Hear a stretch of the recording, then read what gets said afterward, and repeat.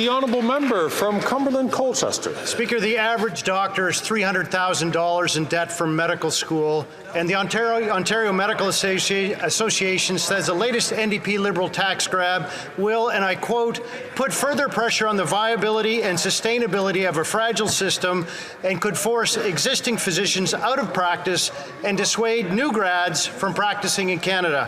Canadians are in the midst of a healthcare crisis. Why is the Minister of Finance making it harder for Canadians to find a family doctor? The Honourable Minister of Health. Thank you, Mr. Speaker, and I thank the critic for his first question in almost a year on the matter of the healthcare crisis in this country. I could tell him that it's extremely important that nurses and doctors and that everybody pay the same tax rate, and we want to make sure that it's fair. And we've been making critical investments, Mr. Speaker, with every province and every territory, $200 billion. But in order to make those investments in our healthcare system, we need a fair and just tax system. That's why we're making sure we do that, Mr. Speaker, precisely so that we can make the investments and not have the cuts that we would see with the Conservatives. The honourable member from Cumberland Colchester. Speaker, every week I speak to Canadians who do not have a family doctor. How is this fair? The elderly, Canadians with chronic diseases, Canadians with mental health struggles, kids with cancer, none of them can access the healthcare system. How is this fair? And the Canadian Medical Association says things are only going to get worse. They say this tax will jeopardize efforts to recruit and retain doctors. As physicians leave this country en masse, how many Canadians will go without health care due to this NDP Liberal tax grab? The Honourable Minister of Health. Mr. Speaker, a fair and just tax system won't threaten our healthcare system. What will threaten our healthcare system is eliminating dental care for seniors, is eliminating pharmacare, is cutting into healthcare, and that's exactly what we've seen from the Conservatives. We were able to make over the next 10 years, $200 billion worth of investments with provinces and territories. Those are put at direct risk and jeopardy because of Conservative cuts. And I find it interesting that the only time they've ever asked healthcare questions in this House is when we started talking about fairness and making sure that everybody pays their fair share. The Honourable Member for Mégantic-L'Érable. After 9 years of this Prime Minister, over 2.3 million people don't have a family doctor in Quebec, Serge Gagné, a retiree, told Le Journal de Montréal. I was told, you shouldn't be here, you don't have a family doctor. The Canadian Medical Association is clear. In the midst of a doctor shortage, these changes could jeopardize efforts across Canada to recruit and retain quality healthcare professionals. How many families, mothers, and seniors will be deprived of a doctor by this Prime Minister because they will have chosen to practice elsewhere? How is this fair for Mr. Gagné? The Honourable Minister of Health. Mr. Speaker, for the first time, the Conservative Party is asking questions about our healthcare system. It's so interesting to me because what is threatening our healthcare system is not a fair and equitable system. It's Conservative cuts. They want to cut investments, major investments to dental care, to pharmacare, and agreements with each province and territory. We must continue to invest in our healthcare system, Mr. Speaker. The Honourable Member for Mégantic-L'Érable. Mr. Speaker, after 9 years of this Prime Minister, Quebec farmers are crying out for help. Instead of hearing their cry, the Prime Minister has chosen to hike taxes on them. He ignored their representatives who said categorically by increasing the capital gains inclusion rate to 2/3, we're jeopardizing the success of intergenerational farm transfers to young farmers across Canada. The Prime Minister is jeopardizing the future of regional agriculture. How is this fair to future generations of farmers? The Honourable Deputy Prime Minister and Minister of Finance. Mr. Speaker, as the daughter of a farmer, I understand the situation of our farmers, and we increased the cumulative exemption for farmers But I'd also like to point out that Quebec has a choice. The Quebec finance minister decided to follow the federal example with capital gains because Quebec needs revenues, for example, for health care. L'honorable député. The honourable member for Rosemont, La Petite Patrie. Mr. Speaker, Jean-René Patry is 80 years old. He's worked his whole life and still is, but he's getting tired. He works, but he has to live in his van. With his pension and odd jobs, he can't afford an apartment in Montreal, all because the Liberals and Conservatives left housing to speculators. Mr. Patry knows exactly what's needed, social housing ASAP. There are thousands of people like him who can't find housing. What does the Minister of Housing have to say to all the Mr. Patrys out there in Quebec and Canada? The Honourable the Honourable Minister. What I would say to Mr. Patry is that today is a historic day because today we're putting in place tax measures that will precisely provide for fairness, which will allow us to invest in housing and pharmacare. Today, and I hope the NDP will support us, we're making sure we're asking multimillionaires to do a little bit more to help people like Mr. Patry. The honourable member from Port Moody, Coquitlam. Mr. Speaker, over 1 million Canadians with disabilities cannot afford bare necessities. They can't keep up with groceries, housing, or their medication costs. The Liberals promised that their new Canada Disability Benefit would lift Canadians with disabilities out of poverty. It won't. It won't. $200 doesn't even scratch the surface of an adequate income. Will the finance minister admit they've messed up the rollout of this benefit, listen to the community feedback, and fix their botched mess? Yeah. The Honourable Parliamentary Secretary to the Minister for Diversity, Inclusion and People with Disabilities. Monsieur le Président, j'aimerais Mr. Speaker, I'd like to thank the member opposite for that question. has brought in the disability benefit. We are the government that has funded this benefit to the highest tune within this budget to the tune of $6 billion. There will be 600,000 Canadians who will be supported through this benefit. This is a critical moment for Canadians, for our government, for all of us working together. I want to thank all advocates who have been advocating for this and working for this. We are building a fairer and more inclusive Canada. Thank you, Mr. President. The honourable member from Mississauga-Malton. Mr. Speaker, Canadian families know that this government will be there to support them when they need it most. Government programs such as $10 a day childcare and a pharmacare system that helps pay for contraceptives have allowed a record number of women to enter the workforce. This is huge for Canadian families and the economy. Can the Minister of Families notify this House how we will continue to advance this progress and further enhance generational fairness? The Honourable Minister for Families and Social Development. Mr. Speaker, on this side of the House, we are proud of the programs that we have put in place to help Canadian families get ahead. Generational fairness means asking the most fortunate Canadians to pay a little bit more. It means ensuring that our tax system is fair. Today, Conservatives have made it clear they are not in favor of fairness. They would rather cancel $10 a day childcare, cancel our national school food program, cancel dental care for those who need it. Really, Mr. Speaker, this is definitely not fair for Canadians. The honourable member for Foothills. The Liberals' increase in the capital gains inclusion rate from 50 to 60% is a direct attack on Canadian farm families. The Liberals like to claim that this will only impact the ultra-rich, but that just isn't true. This will impact family farms and young farmers who are just trying to take over the family farm. And the average grain farm will easily exceed the lifetime exemption rate. This tax increase isn't fair and will jeopardize the economic viability of farm families and our rural communities. Will the Prime Minister end his attack on family farms who are just trying to put food on our table?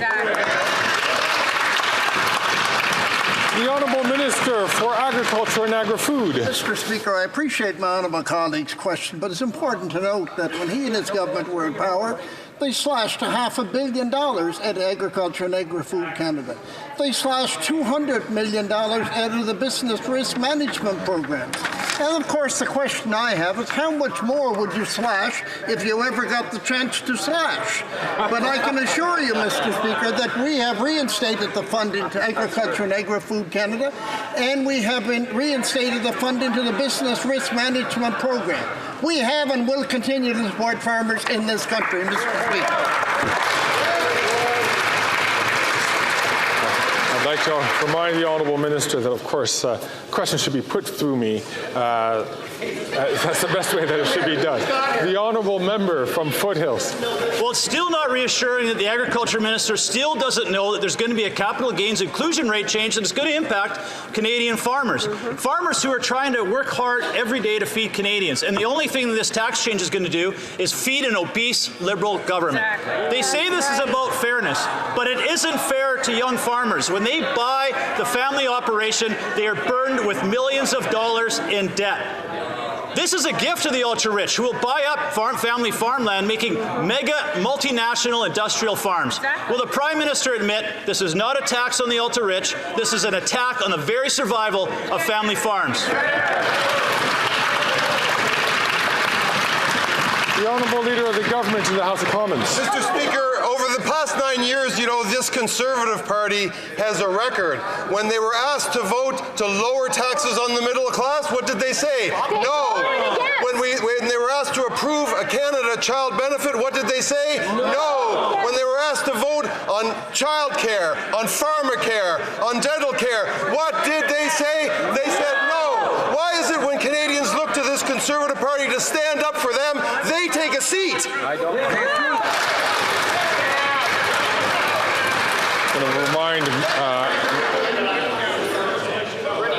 like to remind all members on the government side, as well as all members generally, that chanting is not permitted in the House. The Honourable Member from South Shore, St. Margaret's. Lobstermen in Nova Scotia fish for our food, risking their lives in the winter. Waves crashing over them, fishing in blizzards and high seas. They risk their lives for 40 years so they can save a little to retire on the sale of their boat and their license. The NDP Liberal latest tax grab on fishermen is to increase massively the tax on the sale of their license, boat and gear, even after the fishing exemption. So why do the NDP Liberals think that robbing fishermen of a dignified and honest retirement is fair? Yes. The Honourable Deputy Prime Minister and Minister of Finance. Mr. Speaker, today is an important day for Canadians because today, after taking 8 weeks of truly undignified dithering and deflecting, the Conservatives have finally shown their true colors. And now we know what they really stand for. They had a chance to stand with the plumbers, with the welders, with the nurses, with the teachers. But they've decided that multimillionaires should pay lower taxes than working Canadians. That's just... The Honourable Member from South Shore, St. Margaret's. Only thing this Liberal minister is doing is bringing in retirement-killing taxes on fishermen. Right. Mrs. J and her husband from Nova Scotia worked for 50 years to build their lobster and fish buying business. They sold their business to create their modest retirement income by investing that proceeds and creating a humble retirement. They paid their fair share of taxes already, but Liberals want to take more of the retirement income. Why does this Prime Minister think that robbing an 85-year-old widow of her hard-earned, dignified retirement income is fair?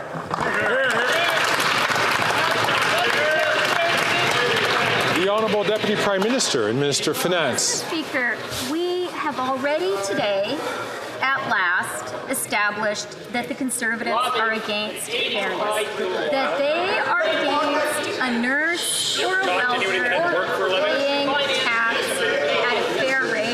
They want a nurse or welder to pay more tax than a multimillionaire. Else the Conservatives are saying. They're saying they're going to cut. They're going to cut the dental care that is providing care for people in Atlantic Canada. They're going to cut the early learning and child care. They're going to cut pharmacare.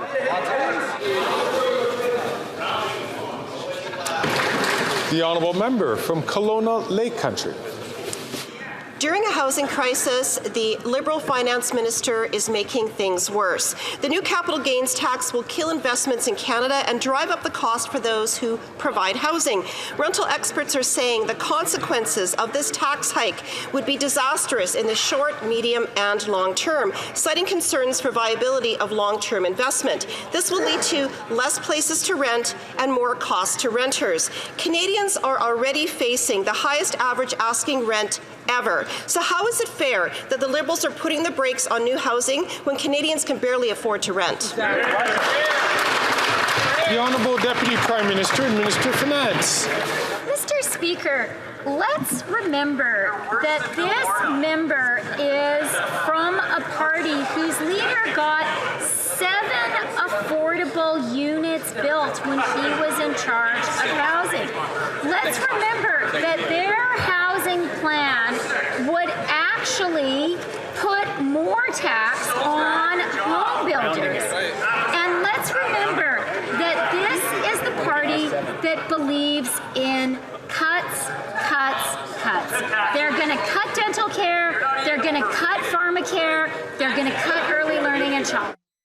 The honourable member from Kelowna Lake Country. That member has lost all credibility with Canadians, and a job-killing tax on healthcare, homes, farms, and small businesses is the last thing that Canadians need right now in a cost-of-living crisis. This new tax won't build any homes. It will only discourage investment of purpose-built rentals. Richard Lyle, residential construction expert, said there's not a chance the Liberals will meet their own housing targets. Housing starts are down, and this tax hike will only make it worse. This Prime Minister is not worth the cost. How is it fair that the Liberals are raising taxes when home building starts are down? It's not fair.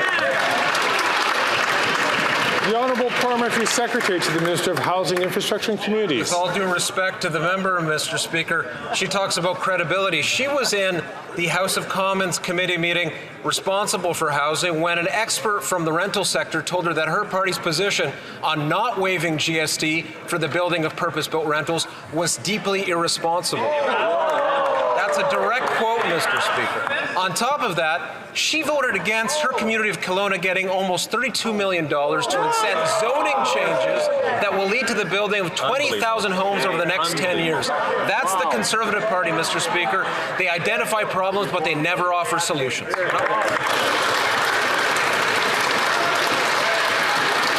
Mr. Speaker, the Liberals will do anything to look like they're on the side of the middle class. But people aren't fooled after 9 years of inane policies that have deepened inequalities. Now they're going after the dead and the bereaved with the capital gains tax. We're talking about a tax hike on inheritance. Are the Liberals so desperate to make political gains that they're willing to go after the dead and bereaved? The Honourable Deputy Prime Minister and Minister of Finance. Mr. Speaker, today is an important day for Canadians because today every member has to make a choice. Each of us has to decide whether we're in favor of fairness, if we think a nurse should pay less tax than a multimillionaire. For us, our party, we have made that choice.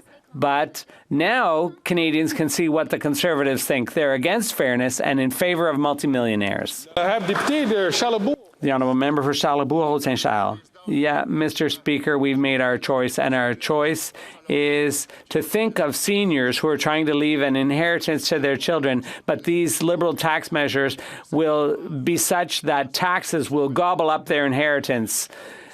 Can the Minister of Finance explain why people's inheritances will be gobbled up by the Liberal government? The Honourable Government House Leader.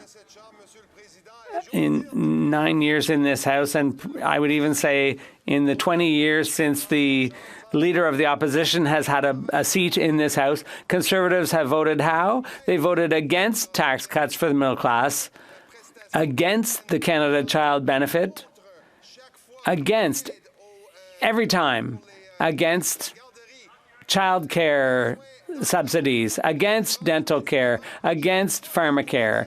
Every time Canadians ask the Conservatives to stand up for them, they stay in their seats, Mr. Speaker. The honourable member from Simcoe North. There you have it, Mr. Speaker. Farmers, fishers, families, physicians, all will be impacted by this tax. The government either didn't know this was the case or doesn't care, because had they actually taken the time to ask StatsCan, they might have found out that almost 50% of the people impacted by this tax otherwise make less than $100,000 a year. So why does this government continue to insist on purposely misleading Canadians about who will be impacted by this job-killing tax?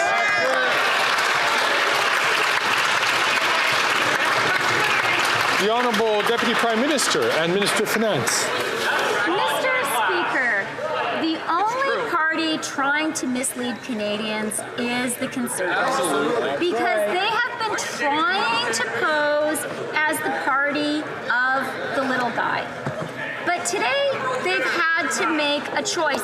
It was a hard choice for them. It took them 8 weeks of struggle. But at the end of the day, the Conservatives made the choice they always make. They're voting against fairness. They're voting in favor of austerity. They're voting in favor of their rich lobbyist friends. That's what they...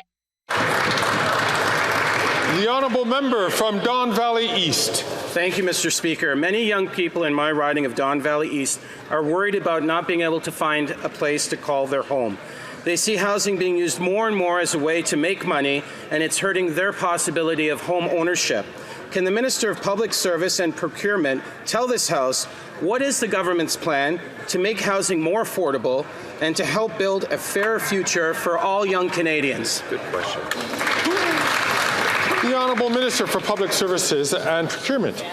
Thank you, Mr. Speaker. Unlike Conservatives who've been treating home ownership as a casino, we put in place a foreign buyer's ban so that foreign speculators no longer price out hard-working Canadian families. Unlike the Conservatives, we're working with MPs in the GTA area to use public lands for affordable homes and not for the profits of the highest bidders. And our plan for tax fairness is asking wealthier Canadians to pay a little bit more so we can build more homes faster. Now, will the Leader of the Opposition support that plan for housing fairness and tax fairness? Probably not. The honourable member from Timmins, James Bay. For decades, the Mushkegowuk Cree of James Bay have fought to end substandard health and to get a proper hospital built.